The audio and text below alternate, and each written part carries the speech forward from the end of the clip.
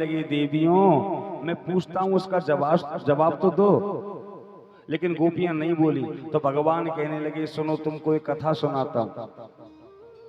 गोपियां चुपचाप कथा सुन रही हैं और भगवान कहने लगे कि एक पति पत्नी का जोड़ा, और वो पति पत्नी कैसे कि दिन रात भगवान के नाम का स्मरण करते, और भगवान का स्मरण करने के साथ साथ उनकी एक आदत थी, वो अग्निहोत्र कर्म रोज करते। यानी चाहे 10 आहुति दे 5 दे, लेकिन अग्नि में रोज आहुति देते। पतिदेव लकड़ी का काम करते थे, लकड़ी जंगल से काट के लाना और उनको बाजार में लाके बेच देना। एक दिन उनका एक बेटा था 8-10 महीने का। एक दिन पतिदेव लकड़ी काट के आए, धर्मपत्नी ने खूब जल पिलाया और जल पिलाने के बाद पंखा लेकर के हवा करने लगी। पतिदेव ने सोचा कि थोड़ा आराम कर लूं, इसलिए जब लेटने लगा तो पत्नी ने अपनी गोदी में उसका सिर रख लिया।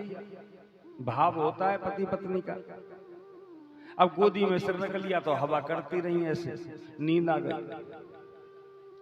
अब वो 8-10 महीने का बच्चा घुटमन चलता था, वो घुटमन चल के यज्ञ के कुंड की तरफ जाने लगा जिसमें अग्नि प्रचंड थी। और जैसे ही वो जाने लगा तो पत्नी को दुख हुआ कि क्या करूं, अगर पति को जगाऊं तो मेरा पति धर्म जाता है, और बच्चे को अगर छोड़ दूं तो मेरा बच्चा जाता है, क्या करूं। तो गोपियों, भगवान कथा सुना रहे हैं गोपियों को कि गोपियों, अंत में वो बच्चा चलते चलते हवन कुंड के पास पहुंच गया। स्त्री ने आंखें बंद की, बच्चे ने एक कदम आगे रखा और हवन कुंड में गिर गया। अग्नि की ज्वाला उसमें से निकल रही है। अचानक उस देवी के आंखों से आंसू निकले, आंखें बंद की हुई थीं और टपक करके पतिदेव के चेहरे पर गिरे। आंसू के गिरते पतिदेव जग गए, कहने लगे क्या हुआ देवी। ऊपर देखा तो देवी रो रही है कि एकदम खड़े हो, कि जल्दी खड़े हो, हमारा पुत्र अग्निकुंड में गिर गया। दौड़ करके दोनों अग्निकुंड के पास आए तो चारों तरफ अग्नि जल रही है और बीच में बच्चा खेल रहा है। हाथ नीचे करके देवी ने अपने पुत्र को ऊपर ले लिया और बहुत प्रेम करने लगी। तो कृष्ण भगवान कहते हैं देवी ये है पति धर्म की माया, ये पति धर्म की कृपा है। इसलिए आप अपने पतियों को बोलकर आई हो या नहीं आई हो, इतने बाद भी गोपियां चुप हैं। भगवान ने हाथ जोड़कर कहा देवी कुछ तो जवाब दो। तो महाराज जवाब देने के लिए गोपी बोली कि ज्ञानी जी आपने बहुत कथा सुना ली, अब एक छोटी सी कथा हमारी सुन लो। कि क्या कि एक जोड़े का विवाह हुआ, दोनों पति पत्नी विवाह होके घर आए। दूसरे दिन पिताजी ने आज्ञा कर दी कि बेटा जाओ व्यापार करने के लिए परदेश चले जाओ। तो 1-2 दिन के बाद ही वो पति जाने लगा। धर्म पत्नी कहने लगी देखो जी हम आपके अलावा किसी को जानते नहीं और किसी से हम बोले भी नहीं, इसलिए हम आपके बिना कैसे रहेंगी, हमारा कार्य कैसे होगा, कैसे हमारा मन लगेगा। तो पतिदेव कहने लगे जैसे आपके माता पिता वैसे ही मेरे माता पिता, इसलिए देवी चिंता ना करो, कोई भी कमी हो आप निसंकोच मेरे माता पिता से कहें कि आप परदेश में न जाने कब खाना खाओगे, कब क्या करोगे हैं, तो मैं कब खाना खाऊं। पतिदेव ने एक अपना फोटो लिया और अपने चित्र को लेकर के दे दिया कि देवी इसे पति समझ करके भोग लगा दिया करना, और बस मैं कब खाऊं कब नहीं खाऊं इसका इंतजार मत करना। अब पतिदेव चले गए व्यापार करने के लिए। महीना 15 दिन देवी ने उस तस्वीर की पूजा की, और जब तस्वीर की पूजा कर रही थी तो एक दिन दरवाजे पर पति ने आवाज लगाई, देवी दरवाजा खोलो। उस समय वो देवी उस फोटो की सेवा कर रही थी। आवाज पहचान गई मेरे पति हैं। तो गोपियों ये बताओ कि उसको दरवाजा खोलकर पति से मिलना चाहिए या फोटो की सेवा लगातार करनी चाहिए? गोपियों ने, भगवान ने कहा इसमें क्या जानने की बात है? अरे भगवान कृष्ण, जब पति सचमुच सामने आ गया तो फोटो को छोड़ देना चाहिए, दरवाजा खोल के अपने पति से मिलना चाहिए, वही तो सच्चा पति है।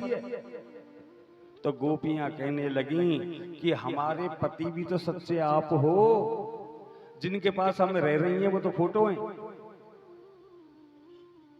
जब ब्रह्मा जी गोपों का हरण करके ले गए तो हमारा 1 वर्ष और ब्रह्मलोक का 1 दिन, 1 वर्ष में हमारी सबकी सगाई हुई और आपके जो शरीर से हम गोप बने थे उन्हीं के साथ हमारा विवाह हुआ, तो हमारे फेरे तो आपके साथ हुए, वो हमारे पति कहां से हो गए? और दूसरी बात, प्रभु हमने तो आपको सर्वस्व दिया है, इसलिए आपको हमने सर्वस्व माना है, हमारे पति आप हैं, इन दिखावटी पतियों को हम नहीं मानते। गोपियों ने जब ऐसा कहा तो भगवान मुस्कुराए और गोपियों से कहने लगे क्या चाहिए? तो गोपियां बोली हम आपके साथ रास विहार करना चाहते हैं। भगवान ने 2-2 गोपियों के बीच में एक अपना रूप छोड़ दिया और प्रेम से सीधा रास विहार करने लगे। हमारे ब्रज के संतों के अनुसार 16,000 गोपियों के साथ भगवान ने रासलीला किया।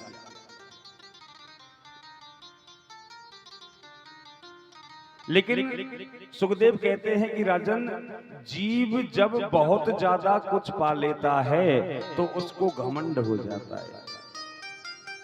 अब ये गोपियां कौन है? जीवात्मा। इनको घमंड हो गया कि परमात्मा तो हमारे बस में रहता है, इसलिए भगवान बीच रास में से गायब हो गए और अंतर्हित दिखते बंद हो गए। अब तो महाराज गोपियों के मन में भगवान से मिलने की चेष्टा बढ़ने लगी कि हे गोविंद, तुम कहां चले गए? हमें छोड़कर क्यों चले गए? हमारा अपराध क्या है? और इधर उधर पेड़ पौधों से पूछती हैं। सबसे पहले पीपल से पूछा, तो दूसरी सखी कहने लगी इससे मत पूछो, अरे इसमें भी तो भगवान नारायण का वास है, इसकी लोग पूजा करते हैं, तो ये कभी नारायण के बारे में नहीं बताएगा कि वो कहां चले गए। आगे बढ़ी तो एक बमूल का पेड़ आया कि क्या आपने हमारे गोविंद को देखा? तो गोपी कहने लगी ये तो खुद जड़ है, ये क्या बताएगा।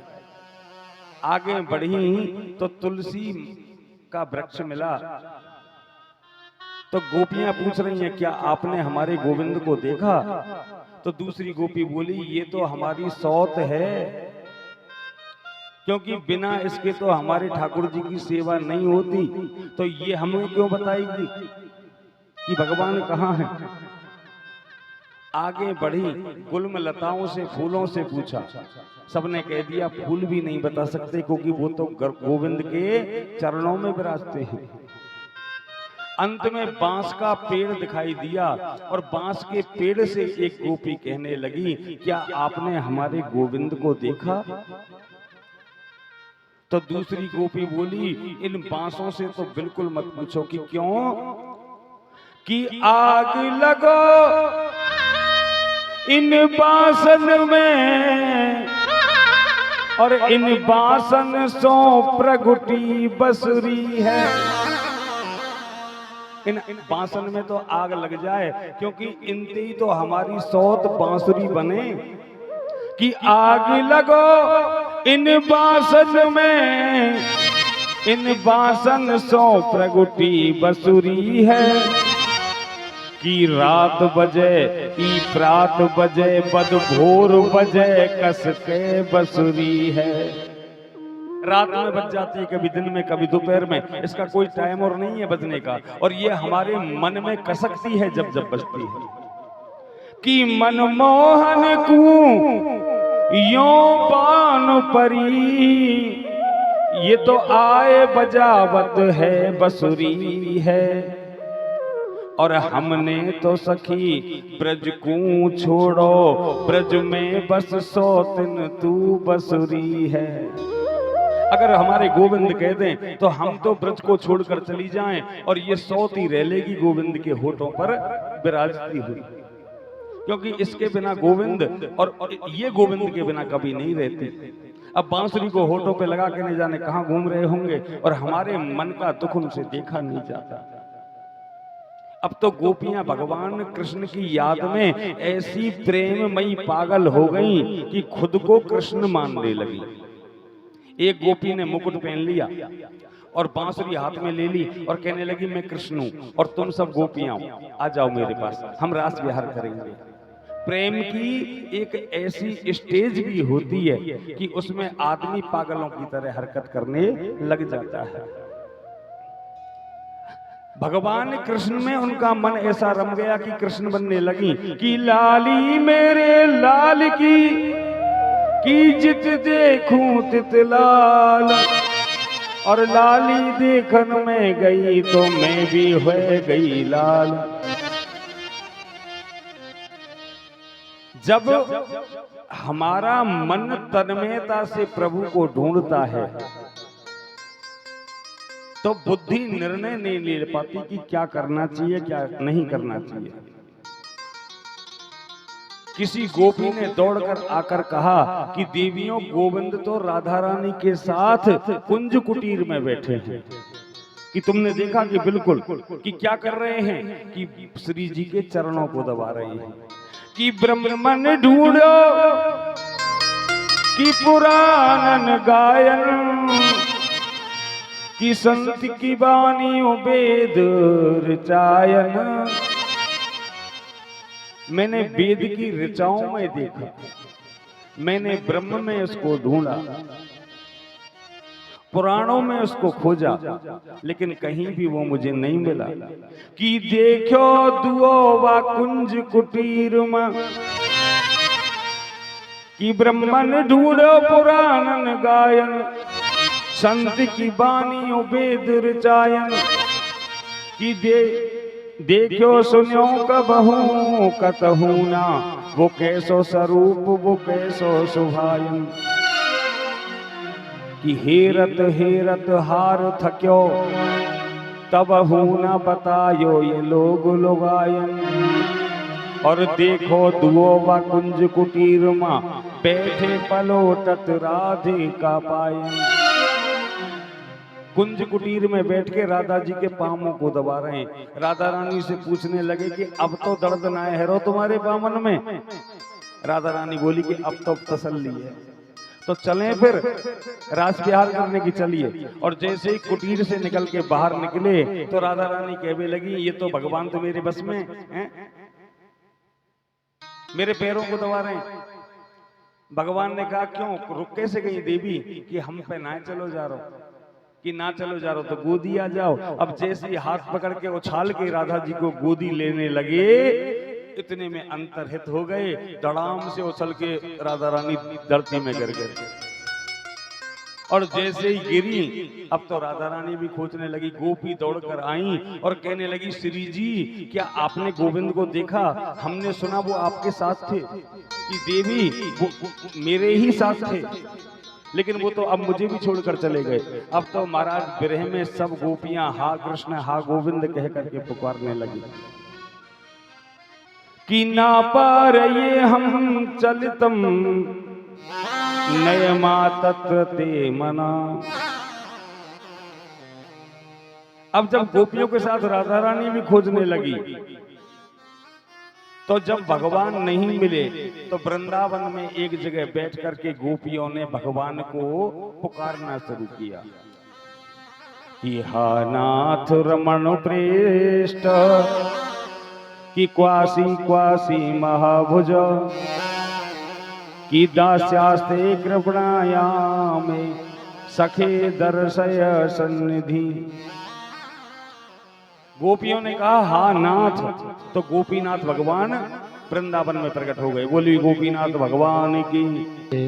जब गोपियों ने कहा हा रमण, तो रमण देव जी प्रकट हो गए। बोली रमण देव भगवान की। फिर गोपियों ने कहा प्रेष्ठ, तो राधा वल्लभ के रूप में भगवान प्रकट हो गए। बोली राधा वल्लभ सरकार की। फिर महाभुज कहा, तो श्री गोविंद देव जी के रूप में भगवान प्रकट हो गए। बोलिए गोविंद देव भगवान की। फिर सखी कहकर पुकारा, तो बांके बिहारी और मदन मोहन जी के रूप में भगवान प्रकट हो गए। बोलिए बांके बिहारी लाल की जय। ये 5 वृंदावन के मुख्य ठाकुर हैं। गोपियों ने देखा कि भगवान हमारे पास आने को तैयार नहीं, तो भगवान को गोपी गीत गा करके गोपियां मनाने लगी कि जयती। देखिए, भारतवर्ष में संस्कृत चलती थी पहले, और देवताओं की भाषा भी संस्कृत बताई जाती है। तो हिंदी में भजन तो सब गाते, लेकिन भागवत जी में संस्कृत में भजन दिया है, जिसको गोपी गीत कहा जाता है कि जयति तेधिकम जन्मना ब्रज श्रयत इंदिरा शाश्वतश्री।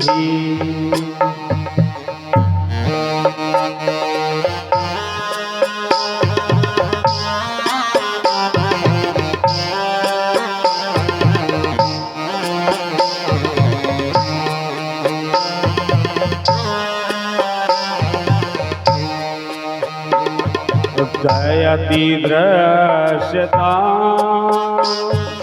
देक्षुतावका वैधृतावसा वसरत्वां तनये शारदु दासये साधु जात रोज दर श्री मुखाद्रसा सोरत नाथ ते शुल्क दासिका वरद विघ्न तो नेह बधा जयति तेधिकं जन्मना व्रज श्रयतो इंदिरा शश्वतश्री। जैसे ही गोपियों ने गोपी गीत का नाद किया और हा गोविंद, हा कृष्ण, हा केशव कह के पुकारने लगी। एक गोपी कहने लगी, नंगे पैरों ने जाने कटीली झाड़ियों में कहां घूम रहे हो गोविंद। मुझे वो दिन याद है कि जेठ के महीने में तुम मेरे घर से नंगे पांव माखन चुरा करके भागे, तो मैंने तुमसे यही कहा था कि माखन खाना है तो खा लो, लेकिन नंगे पांव इस रेत में मत दौड़ो, क्योंकि तुम्हारे पांव झुलस जाएंगे।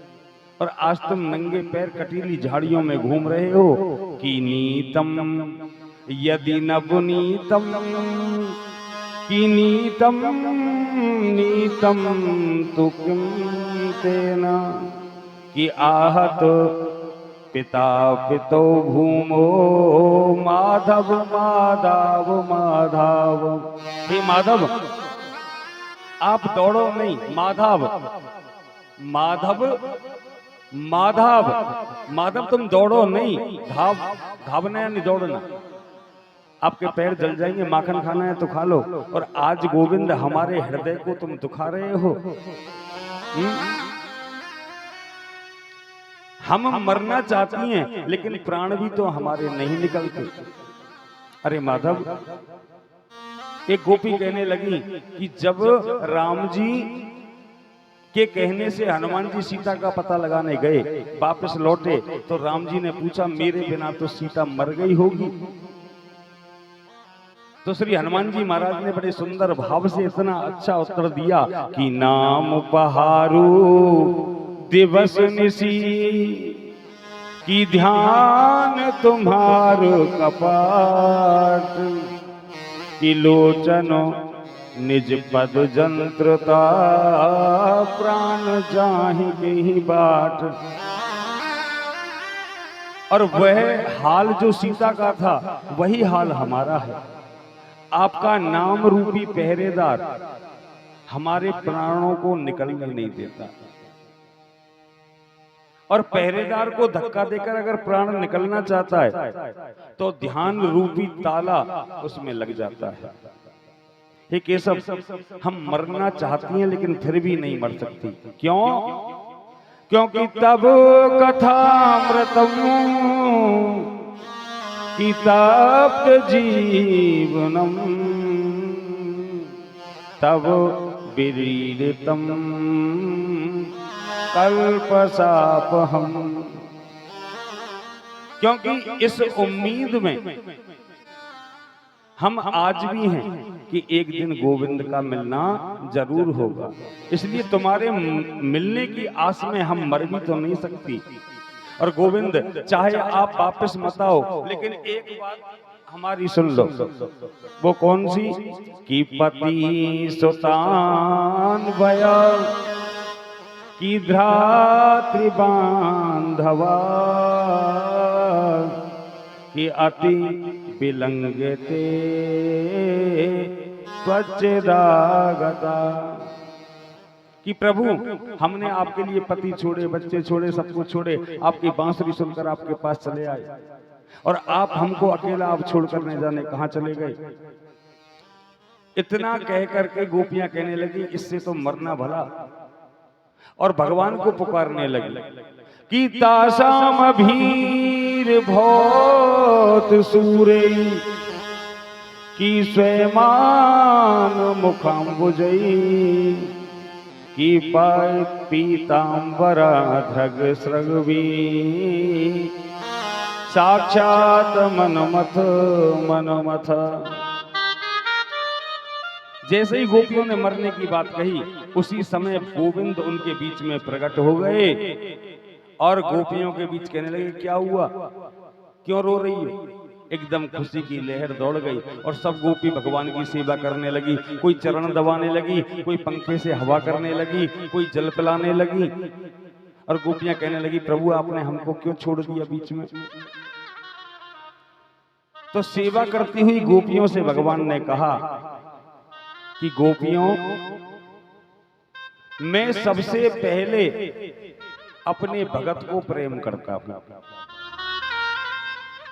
और जब भगत बहुत ज्यादा प्रेम करता हुआ अभिमान में पड़ जाता है, तो उसका अभिमान मिटाने के लिए मैं एक बार उससे दूर जरूर होता हूं।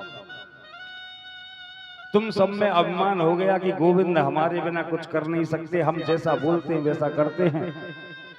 और देवियों, 4 प्रकार के भक्त होते हैं, आत्माराम, आप्तकाम, अकृतज्ञता और गुरुत्व है। जो आत्मज्ञानी होते हैं